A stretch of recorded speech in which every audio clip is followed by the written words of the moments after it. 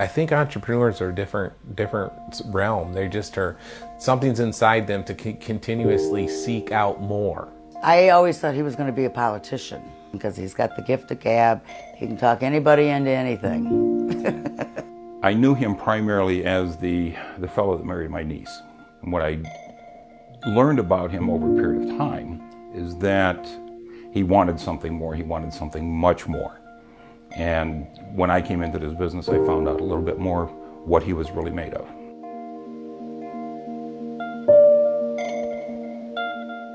Growing up in Detroit, everyone seeks out working for the big three. It's the Motor City.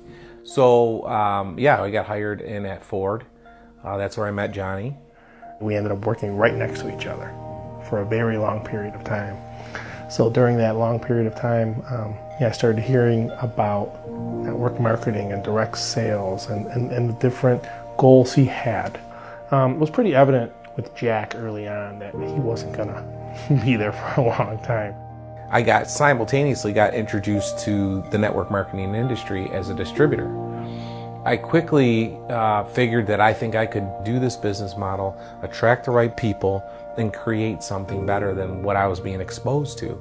I sensed a drive within him, and that got fine-tuned and molded over a period of time to where that vision became much more clear. He was going to be successful.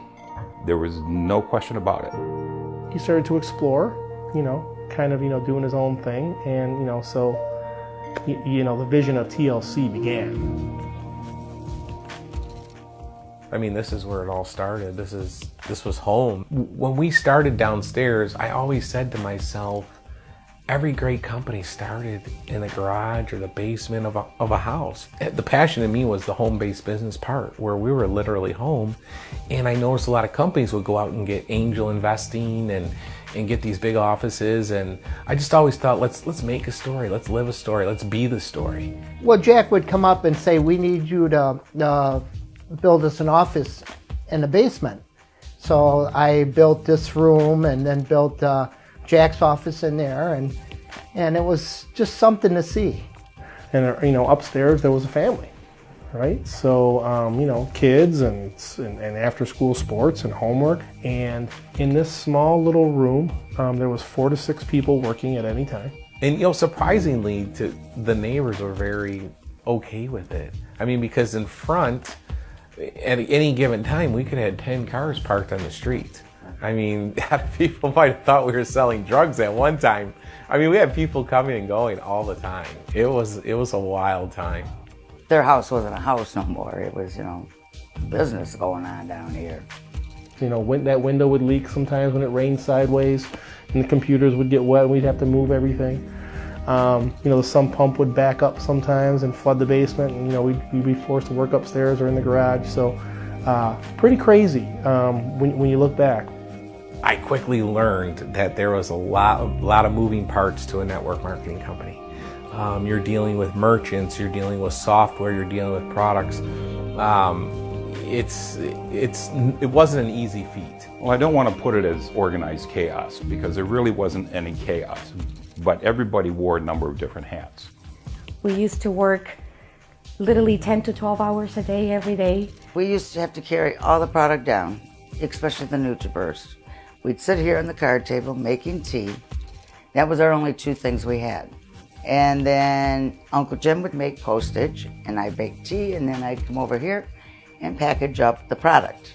And Loretta sat right here, taking all the orders, paying all the bills. The orders kept going up, and I keep thinking, well, maybe he's onto something,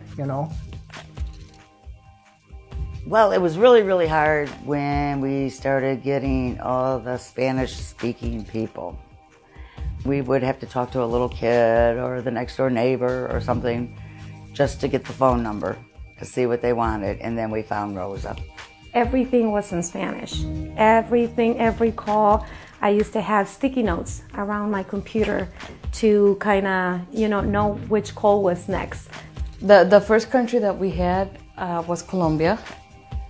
They were really big with the teeth because they like to refit. And then the second country that was there was Mexico. And then They started to get El Salvador, Guatemala, and then it just exported in the U.S. Things started to really pick up steam, and phones started ringing like crazy, and started to really expand really quickly. And then it got to be where we got more and more people. We just couldn't work here anymore. Okay. I think we got out of here about 2012. We had a warehouse. We got a warehouse with an office situation, but I do know, you know, like for example, Loretta wanted to stay here, you know, for a time being, and maybe we, you know, for 6 months shuttled in and out of here and into the warehouse. One reason the company grew so quickly and continues to grow, there's just one person, that's Jack Fallon. Because of his effort and his work, we developed a network that started to go somewhat nationwide, from California to New York, New Jersey. 2 or 3 years were kind of like a blur for us because we were busy and we're adding people, and you know, you're just, you know, working the phones trying to make everything happen, and then you're training people and they're kind of doing things, you know, behind the scenes, and kind of lose track of the whole thing. And you look up one day and you're like, wow, you know, we're not so small anymore. We had 2 warehouses going at one time, with offices.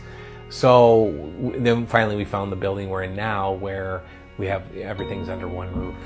You know, we went from 2 employees to well over 100 now at our corporate facility.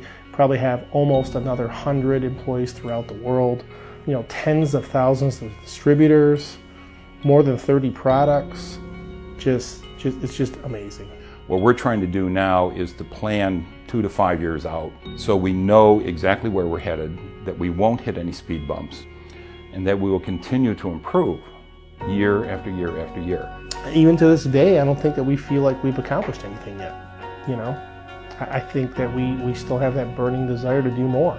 You know, TLC, it's our responsibility to change as many lives as we can around the world, and we don't take it lightly. And you know, it starts at every pillar of our foundation, and we're just blessed to have a great team that share the same vision. I am very proud. I am very proud of this company. I'm very proud of myself. I would have never thought I could, you know, be here. This is literally my family. It brings me a lot of joy to see my son so successful. I get teary-eyed thinking about it. I can't believe he did it, but he did. Those dreams he had when he was a kid, I guess they did come true. I guess that's what it's all about, is making your dreams come true.